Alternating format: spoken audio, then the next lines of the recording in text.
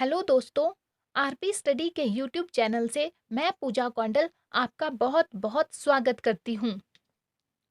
आज हम शुरुआत करने जा रहे हैं मॉडर्न हिस्ट्री से। मॉडर्न हिस्ट्री की शुरुआत लगभग 1757 में प्लासी के युद्ध के साथ साथ मानी जाती है। प्लासी के युद्ध के बाद 1764 में बक्सर का युद्ध होता है। 1857 की क्रांति होती है, जिसके बहुत से सामाजिक, आर्थिक और राजनीतिक कारण रहते हैं। इस बीच में और भी बहुत से युद्ध होते हैं, आंदोलन होते हैं, जैसे कि आंग्ल मराठा युद्ध होता है, आंग्ल मैसूर युद्ध होता है, आंग्ल बर्मा युद्ध होता है और भी बहुत से युद्ध होते हैं। ये हम सब आगे डिटेल में पढ़ेंगे। लेकिन आज हम बात करेंगे गांधी युग की। 1915 में जब गांधी जी 22 वर्षों के बाद दक्षिण अफ्रीका से भारत आते हैं, लगभग तभी से गांधी युग की शुरुआत होती है। हम सभी जानते हैं कि गांधी जी का देश को आजाद करवाने में बहुत बड़ा योगदान रहा है। तो गांधी जी के बारे में कुछ बातें जो एग्जाम पॉइंट ऑफ व्यू से तो इम्पोर्टेंट नहीं है, लेकिन फिर भी आपको पता होनी चाहिए। जैसे कि इनके दादाजी का नाम था उत्तम चंद गांधी, पिताजी करमचंद गांधी, माता पुतलीबाई, पत्नी का नाम है कस्तूरबा जी और इनके 4 पुत्र हुए हैं, हरिलाल, मणिलाल, रामदास और देवदास।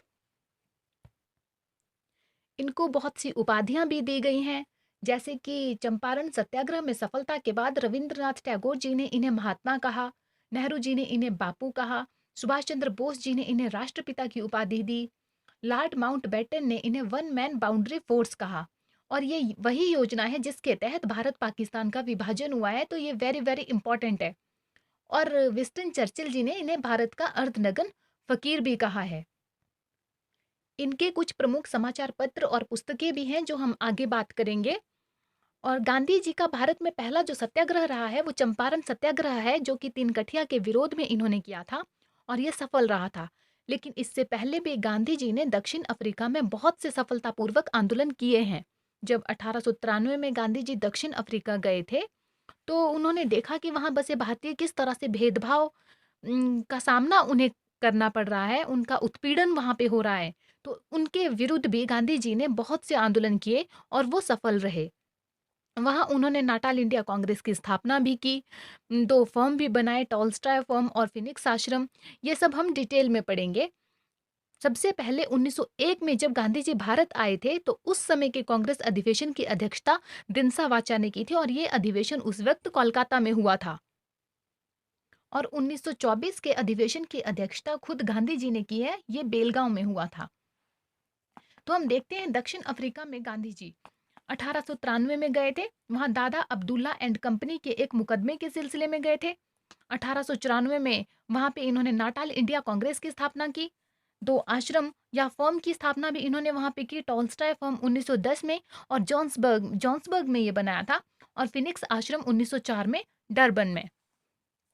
9 जनवरी 1915 को गांधी भारत आए थे। उस समय यहाँ पे फर्स्ट वर्ल्ड वॉर चल रहा था। ब्रिटिश सरकार ने बिना भारतीयों की सलाह से भारत को मित्र राष्ट्र के पक्ष के रूप में शामिल कर लिया था और गांधी जी ने ब्रिटिशर्स का साथ देने का निर्णय लिया और ब्रिटिश सेना में वो शामिल हो गए थे। इसलिए गांधी जी को उस समय सेना भर्ती करने वाला सर्जेंट के नाम से भी पुकारा जाने लगा था और ब्रिटिश सरकार ने इन्हें खुश होकर केसरे हिंद की उपाधि दी थी, जिसे आगे चलकर असहयोग आंदोलन के दौरान गांधी जी ने लौटा दिया था।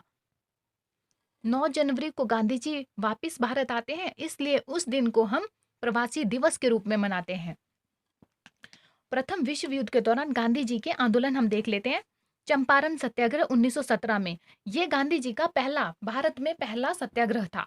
मुद्दा रहा है इसमें नील उत्पादन के 3 कठिया पद्धति, मतलब 3/20 भूमि पर जबरदस्ती किसानों से नील की खेती करवाई जाती थी। तो पंडित राजकुमार शुक्ला जी के कहने पर गांधी जी यहाँ आए थे। ये गांधी जी का प्रथम सत्याग्रह था और इसमें सफलता के बाद ही टैगोर जी ने इन्हें महात्मा की उपाधि दी थी। उसके बाद देखते हैं अहमदाबाद मिल मजदूरों का आंदोलन। ये 1918 में हुआ था। मुद्दा क्या था? प्लेग बोनस को लेकर के मिल मालिक और मजदूरों के बीच में विवाद हो गया था। यहाँ पे अनुसुईया बेन ने इन्हें बुलाया था और ये पहला अनशन है, गांधी जी का पहला अनशन यही यही था। तो प्लेग एक महामारी थी जो उस वक्त फैल गई थी और उसके बोनस को लेकर के मिल मालिक और मजदूरों में कुछ विवाद उत्पन्न हो गया था। तो उसके बाद आता है खेड़ा सत्याग्रह, ये 1918 में हुआ है। इसमें मुद्दा क्या रहा है ये अकाल के बावजूद, अकाल पड़ने के बाद भी जबरदस्ती राजस्व की वसूली की जा रही थी, तो उसके विरोध में ये खेड़ा सत्याग्रह हुआ है। खेड़ा एक जगह है गुजरात में। तो ये आंदोलन हम कह सकते हैं, ये आंदोलन फिर सरकार के विरुद्ध था, ये मिल मालिक के विरुद्ध था, और ये भी चंपारण सत्याग्रह जो था ये सरकार के विरुद्ध था। आगे हम देखेंगे रॉल्ट अधिनियम 18 मार्च 1919 को ये आया है। ये अखिल भारतीय स्तर का प्रथम सत्याग्रह है। ये चंपारण सत्याग्रह ये गांधी जी का प्रथम सत्याग्रह था, लेकिन ये सिर्फ बिहार तक ही सीमित था। बिहार में चंपारण नाम की एक जगह है, ये वहाँ का सत्याग्रह था। और ये रॉल्ट अधिनियम है, ये जो रॉल्ट एक्ट आया था, ये इसके विरोध में जो गांधी जी ने सत्याग्रह किया था, वो अखिल भारतीय स्तर का प्रथम सत्याग्रह रहा है। सर सिडनी रॉल्ट की अध्यक्षता में एक रॉल्ट एक्ट पारित किया गया, इसलिए इनके नाम से ही इसका नाम रॉल्ट एक्ट पड़ा। इसमें क्या था कि इसमें केवल शक के बिना पर ही किसी भी व्यक्ति को गिरफ्तार किया जा सकता था, और ऐसे व्यक्तियों को अपने वकीलों से मिलने की अनुमति नहीं थी, अपनी दलील रखने की कोई अनुमति नहीं थी। तो इसीलिए इसे काला कानून कहा गया। तो शक किस बात का होता था? शक होता था राजद्रोह के कार्यों में लिप्त होने का शक होता था। अगर किसी व्यक्ति पर, अगर ब्रिटिशर्स को लगा कि इस व्यक्ति पर ये हो सकता है कि ये राजद्रोह के कार्यों में लिप्त है, तो उसे बिना किसी जांच पड़ताल के गिरफ्तार किया जाता था, उसे न्यायाधीश के सामने पेश कर दिया जाता था, उसे अपनी सफाई देने का कोई भी अधिकार नहीं था। तो इसलिए इसे काला कानून कहा गया। गांधी जी ने इसके विरोध में अखिल भारतीय स्तर का प्रथम सत्याग्रह रॉल्ट सत्याग्रह प्रारंभ किया था। मोतीलाल नेहरू जी ने इसे बिना वकील, बिना अपील और बिना दलील का कानून कहा। गांधी जी ने इसे काला कानून कहा। इसका जमकर विरोध किया गया, पंजाब में इसका जमकर विरोध किया गया, और वहां पे एक सत्यपाल और सैफुद्दीन किचलू ने, इन दोनों ने सबसे ज़्यादा जो है इसका विरोध किया, और इन दोनों को फिर गिरफ्तार किया गया, गिरफ्तार करके हिमाचल भेज दिया गया। फिर इसके बाद जलियांवाला बाग हत्याकांड होता है, 13 अप्रैल 1919 को वो हुआ था।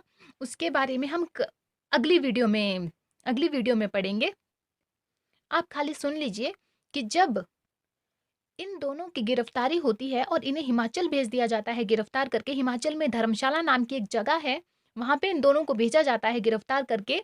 तो इन दोनों की गिरफ्तारी के विरोध में अमृतसर में, पंजाब में अमृतसर में एक शांतिपूर्ण विरोध सभा का आयोजन किया गया था, और वहाँ पर सैन्य जनरल आर डायर ने उपस्थित होकर बिना किसी पूर्व चेतावनी के निहत्थी भीड़ पर अंधाधुंध गोलियां चला दी थी, जिसमें सरकारी रिपोर्ट के अनुसार तो पौने 400 के आसपास लोग मारे गए, लेकिन लगभग कहा जाता है कि वहाँ पे 1200 के आसपास लोग घायल हुए थे। लेकिन असल आंकड़ा इससे कहीं ज़्यादा ऊपर है। कहते हैं कि वहाँ पे हज़ारों तब तक गोलियाँ चलाई गई थी जब तक कि सैनिकों की गोलियाँ खत्म नहीं हो गई थी। तो इसी कांड के विरोध में रविंद्रनाथ टैगोर जी ने अपनी सर की और नाइटहुड की उपाधियाँ लौटा दी थी। वो सब हम आगे अगली वीडियो में डिटेल में पढ़ेंगे। तो आज के लिए बस इतना ही। अगर आपको ये वीडियो अच्छी लगी तो प्लीज़ इसे लाइक कीजिए, सब्सक्राइब कीजिए और शेयर कीजिए। धन्यवाद।